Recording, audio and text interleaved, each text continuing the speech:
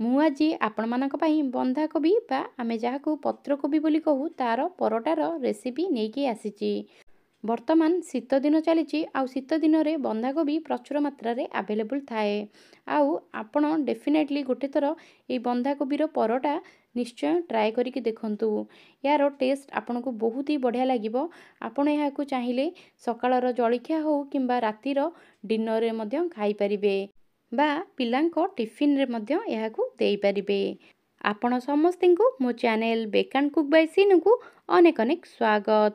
ଯଦି ଆପଣମାନେ ମୋ ଚ୍ୟାନେଲରେ ନୂଆ ଅଛନ୍ତି ଦୟାକରିକି ମୋ ଚ୍ୟାନେଲଟିକୁ ସବସ୍କ୍ରାଇବ୍ କରିନିଅନ୍ତୁ ଓ ପାଖରେ ଥିବା ବେଲ୍ ଆଇକନ୍ ବଟନଟିକୁ ପ୍ରେସ୍ କରନ୍ତୁ। ତାହେଲେ ଆଗକୁ ଆପଣଙ୍କୁ ମୋର ନ୍ୟୁ ଭିଡ଼ିଓର ନୋଟିଫିକେସନ୍ ମିଳିଯିବ। ତାହେଲେ ଚାଲନ୍ତୁ ଜମା ଡେରି ନ କରିକି ଆମେ ଏହି ରେସିପିଟିକୁ ଷ୍ଟାର୍ଟ କରିବା। ବର୍ତ୍ତମାନ ଦେଖନ୍ତୁ ମୁଁ ଏଠି ଗୋଟେ ବନ୍ଧାକୋବି ନେଇଛି, ପାଖାପାଖି ଏଇଟା 800 ଗ୍ରାମ ଅଛି। ଆମେ ଏଥିରୁ ସମାନ ଭାବରେ ଫାଳେ ବନ୍ଧାକୋବି କାଟିକି ନେଇ ନେବା ଆଉ ତାକୁ ଛୁରୀ ସାହାଯ୍ୟରେ ପ୍ରଥମେ ଏଇଭଳି ଭାବେ ଫାଳ କରିକି କାଟି ନେବା। ତାପରେ ଆପଣ ରଫଲି ମାନେ ବଡ଼ ବଡ଼ ପିସ୍ରେ ଆକୁ ଏଇଭଳି ଭାବେ କାଟି ନିଅନ୍ତୁ। ତାପରେ ଆମେ ଆକୁ ଚପରରେ ଦେଇକି ଏହାକୁ ଫାଇନଲି ଚପ୍ କରି ନେବା। ଦେଖନ୍ତୁ ବର୍ତ୍ତମାନ ମୁଁ ମାନେ ଗୋଟେ ବନ୍ଧାକୋବିର ଏକଦମ ସୋରାଟେ ନେଇଛି ଆଉ ତାକୁ ଆମେ ଏଇଭଳି ଭାବେ କାଟିକିରି ଆଗେ ମୁଁ ବଡ଼ ବଡ଼ ପିସ୍ରେ ନେଇ ନେଉଛି। ତାପରେ ନେଲା ପରେ ଏଠି ମୋ ପାଖେ ଛୋଟ ଚପର ଆଭେଲେବୁଲ୍ ଅଛି। ସେଇ ଚପରରେ ମୁଁ ପ୍ରଥମେ କିଛି ବନ୍ଧାକୋବି ଏଠି ଦେଇ ଦେଉଛି। ତାପରେ ଆମେ ଏହାକୁ କ୍ଲୋଜ୍ କରିକି ଏଇଭଳି ଭାବେ ଆକୁ ଚପ୍ କରିକିରି ନେଇ ନେବା। ମୁଁ ବର୍ତ୍ତମାନ ଆପଣଙ୍କୁ ଦେଖାଉଛି ଚପ୍ କରିକିରି। ତ ଏଇଟା ଏକଦମ ଆପଣ ଛୋଟ ଛୋଟ ହିଁ କରି ନିଅନ୍ତୁ, ତା ଦ୍ୱାରା ବନ୍ଧାକୋବି ପରଟାଟା ବେଶୀ ଟେଷ୍ଟ ଲାଗିବ। ଦେଖନ୍ତୁ ଏଇଭଳି ଭାବେ ପ୍ରଥମେ ମୁଁ ଏହାକୁ ଚପ୍ କରିକି ନେଇଛି। ତାପରେ ମୁଁ ଆପଣଙ୍କୁ ଦେଖାଉଛି ସବୁଯାକ ବନ୍ଧାକୋବିକୁ ମୁଁ ଏଇଭଳି ଭାବେ ଚପ୍ କରିକି ନେଇଛି ଆଉ ଏହାକୁ ଆମେ ସାଇଡ଼ରେ ରଖିନେବା। ତାପରେ ଆମେ ଏଠି ଅଦା ଏବଂ ରସୁଣ 10 କୋଲା ଖଣ୍ଡେ ରସୁଣ ଆଉ ଅଧା ଇଞ୍ଚର ଅଦା ମୁଁ ଏଠି ଦେଇଦେଇଛି ଆଉ ଏହାକୁ ମଧ୍ୟ ଆମେ ରଫଲି ଚପ୍ କରିକି ନେଇ ନେବା। ଆଉ ଦେଖନ୍ତୁ ମୁଁ ଏହାକୁ ଚପ୍ କରିକି ନେଲା ପରେ ଆମେ କ'ଣ କରିବା ନା ଏଠି ବର୍ତ୍ତମାନ କଡ଼େଇ ଗରମ କରି ନେବା। ଆଉ କଡ଼େଇରେ ମୁଁ ଏଠି ପାଖାପାଖି 2 ଟେବୁଲ୍ ସ୍ପୁନ୍ ଅଏଲ୍ ଦେଇଦେଇଛି। ଆଉ ଅଏଲ୍ ଦେଲା ପରେ ଗୋଟେ ମିଡ଼ିୟମ୍ ସାଇଜ୍ର ପିଆଜକୁ ଏଇଭଳି ଭାବେ ଛୋଟ ଛୋଟ କରି କାଟିକି ନେଇକି ଏଥିରେ ଦେଇ ଦେଉଛି। ଆଉ ଦେଲା ପରେ ଆମେ ଏହାକୁ ଭାଜି ନେବା ହାଲକା ଆର କଲର୍ ଚେଞ୍ଜ ହେବା ଯାଏଁ। ତ ବର୍ତ୍ତମାନ ମୁଁ ଏହାକୁ କଲର୍ ଚେଞ୍ଜ ହେବା ଯାଏଁ ଭାଜିକିରି ନେଇ ନେଉଛି। ତାପରେ ଆମେ କ'ଣ କରିବା ନା ଯେଉଁ ଅଦା ଏବଂ ରସୁଣକୁ କ୍ରସ୍ କରିକି ରଖିଥିଲେ ସେଗୁଡ଼ିକ ମଧ୍ୟ ଏଠି ଆମେ ଦେଇଦେବା। ଆଉ ଦେଲା ପରେ ଏହାକୁ ମଧ୍ୟ ଆମେ ପିଆଜ ସହିତ ବଢ଼ିଆ ଭାବେ ଭାଜିକିରି ନେଇ ନେବା। ଯେପର୍ଯ୍ୟନ୍ତ ଆର କଞ୍ଚା ଗନ୍ଧଟା ଚାଲି ନ ଯାଇଛି ଆମେ ସେ ପର୍ଯ୍ୟନ୍ତ ଏହାକୁ ହାଲକା ଗୋଲ୍ଡେନ୍ ବ୍ରାଉନ୍ ହେବା ପର୍ଯ୍ୟନ୍ତ ଭାଜିକିରି ନେଇ ନେବା। ତାପରେ ଦେଖନ୍ତୁ ବର୍ତ୍ତମାନ ଏଇଠି ଆମର ବହୁତ ବଢ଼ିଆ ଭାବେ ଭାଜି ଆସିଲାଣି। ତାପରେ ଆମେ ଯେଉଁ ବନ୍ଧାକୋବିକୁ ଚପ୍ କରିକି ରଖିଥିଲେ ନା ସେଗୁଡ଼ିକ ଆମେ ଏଠି ଦେଇଦେବା। ଆଉ ଦେଲା ପରେ ଏହାକୁ ମଧ୍ୟ ଆମେ ଭଲ ଭାବେ ଉପର ତଳ କରିକିରି ଭାଜିକିରି ନେଇ ନେବା। ତ ଏଇଟା ଆମେ କ'ଣ କରିବା ନା ଆକୁ ଟିକେ ମାନେ ଶ୍ରିଙ୍କ ହେବା ପାଇଁ ଦେବା, ଯେମିତି ଏଇଟା ଟିକେ ଅଧା ସାଇଜ୍ରେ ଆସିଯିବ, ଆର ଟିକେ ପାଣି ଗୁଡ଼ା ବାହାରିଯିବ। ସେଇଭଳି ଭାବେ ଆମେ ଏହାକୁ ଘୋଡ଼େଇକି ଟିକେ 5 ମିନିଟ୍ ପାଇଁ ଛାଡ଼ିଦେବା। ଆଉ ସେଇ ଭିତରେ ଦେଖନ୍ତୁ ଆମେ ଏଠି ଅଟା ଚକଟିକି ନେଇ ନେବା। ମୁଁ ଆପଣଙ୍କୁ ଦେଖାଉଛି ପାଖାପାଖି ମୁଁ ଏଠି 5 ଚାମଚ ଅଟା ଦେଇ ଦେଇଛି।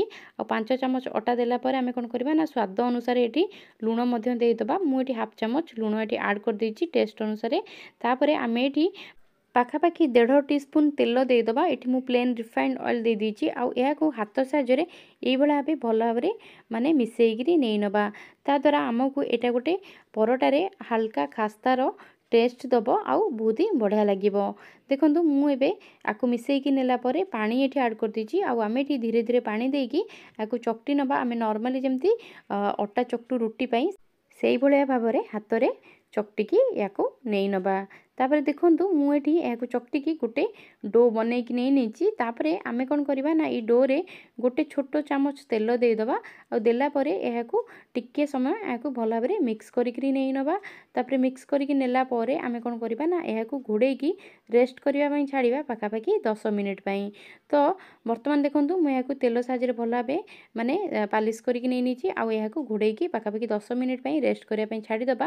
ତାପରେ ଆମେ ଦେଖିବା ଏଠି ଆମର ପତ୍ରକୋବି ଯେଉଁ ବସେଇଥିଲେ ଆମେ ଭଜା ଏଇଟା ଧୀରେ ଧୀରେ ମାନେ କମ୍ ହେଇ ଆସିଲାଣି ବା ଏଇଟା ଶ୍ରିଙ୍କ ହେଇଯାଇଛି। ତାପରେ ଆମେ ବି କ'ଣ କରିବା ନା ଏଠି କିଛି ଗୁଣ୍ଡ ମସଲା ଆଡ଼୍ କରିବା। ମୁଁ ହାଫ୍ ଟିସ୍ପୁନ୍ ଏଠି ହଳଦୀ ଗୁଣ୍ଡ, ହାଫ୍ ଟିସ୍ପୁନ୍ ଏଠି ମୁଁ ଲଙ୍କା ଗୁଣ୍ଡ ଦେଇଦେଇଛି। ତାପରେ ହାଫ୍ ଟିସ୍ପୁନ୍ ମୁଁ ଏଠି ଧନିଆ ଗୁଣ୍ଡ ଦେଇଦେଇଛି।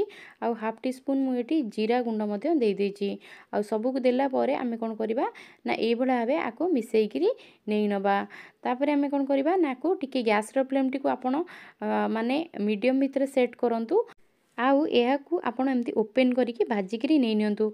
देखिए किसी समय पर पाखापाखि 10 रु 15 मिनिट पर ये बहुत बढ़िया भाव ड्राए होगी भाजी होपर ही आम ये लुण आड करवा। तो मो स्वाद अनुसार ये पाखापाखि हाफ टी स्पून रु टिके अधिका लुण आड कर देछि। तो आगु आम लुण दबानी, लुण देले कौन हुए ना ये कोबीटी पानी छाड़ीदेव। आ पानी छाड़ा फल माने यहाँ एकदम माने पानिया हो मॉइस्चर आदि रही। तो आम जो परोटा बेलिबा ना तो ये स्टफिंगटा देले परोटा फाटी जबार चान्सेस थाए। तो आपड़ ये भाव आपको भाजतु आ लुणटा को लास्ट को ही देवे। तापर देखो बर्तमान आमर ये भाजी गलानी। मुझे देखूँ ये किसी भी पानी ना देखूँ ये एकदम बहुत बढ़िया भाव भाजी जाइए। मुझे गरम मसला आड कर देछि हाफ टी स्पून। आउ काटिकी किसी धनिया पत्र मुझे आड कर देछि। आड कलापर आम कौन करवा ना ये सबको मिसेकी आउ गोटे थर भाजिकी नहीं नवा। आ नहीं नेला आम कौन करवा ना को गैस बंद करके ठंडा हाँवाई छाड़ा। या पूरा पूरी ठंडा है आम स्टफिंग करवा।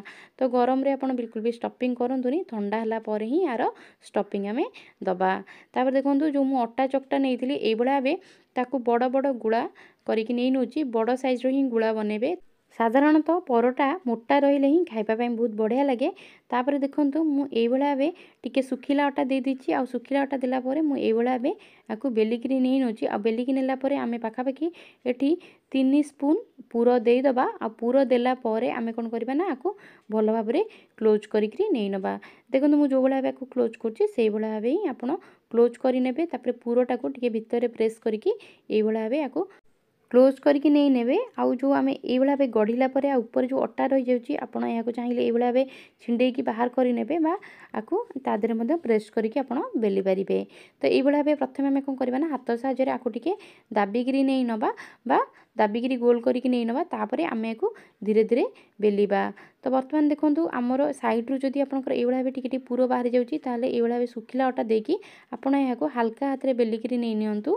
तो मुझे देखा देखूँ यहाँ हल्का हाथ में भाव बेलिले ए पूरटी जमा बाहर आउ ए सेट होगी रही। बर्तमान देखो आमर यहाँ बेलिकी रेडी हो जाइए। तापर मु आपन को सेकेंड परोटा बेलिकी देखौची। आउ एथरे मु आपन को किछि टिप्स दबा पई चाहिबी। आपन देखंतु प्रथमे एई भळा बे सुखिला अटा देकी एठी गुळा बेली नेबे। आउ गुळा बेली नेला परे आमे कोन करबा ना आधरे पूरो दबा। किंतु देखंतु मु आपन कहबी जदि आपनकर पूरो जेमति हमर प्रथम परोटार पूरो फाटिकी साइड रु हल्का बाहरी जाइतिला तो एथरे आमे एमति किछि एठी ट्रिक्स अप्लाई करिबा जाद्वारा आमर पूरो बिल्कुल भी फाटिकी बाहरिबनी। देखंतु मैं किछि गुंड अटा ऊपर दे दूची पूरो देला परे। तो एई भळा भाबे हल्का गुंड अटा आपण ऊपर दे दियंतु।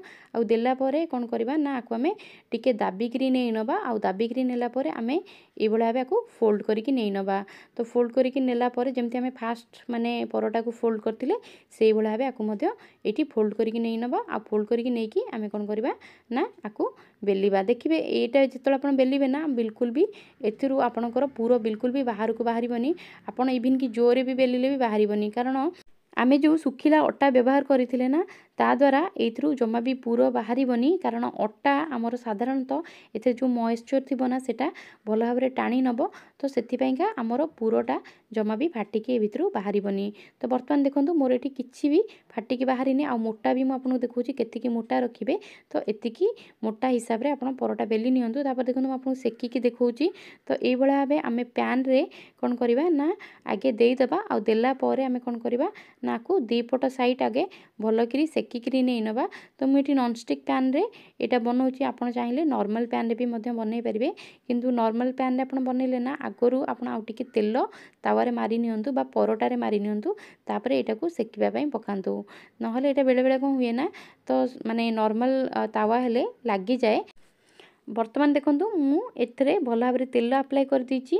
तो आम ये अल्प तेल ही व्यवहार करिबा। तो मु पाखापाखि ऊपर साइड रे गोटे टीस्पून ऑयल आउ तळ साइड रे गोटे छोट टीस्पून ऑयल मध्य दे दीची। आ देला परे आमे याकू एई भळा बे चापी चापी भल भाबरे सेकिकरी नै नबा। ता द्वारा हमर परोटाटी दी पट साइड रु बहुत बढ़िया भाबे सेकी हे जिवो। आउ जमा भी माने हमर कंचा रहिबनी। आउ एई भळा भाबे चापिले मध्य परोटाटी धीरे धीरे फुली थाए। तो बर्तमान म आपन देखौछ देखंतु मोर गोटे परोटा सेकिकी आ सेकेंड परोटा को मध्य आमे सेम सेही मेथड रे सेकिकरी नै नबा।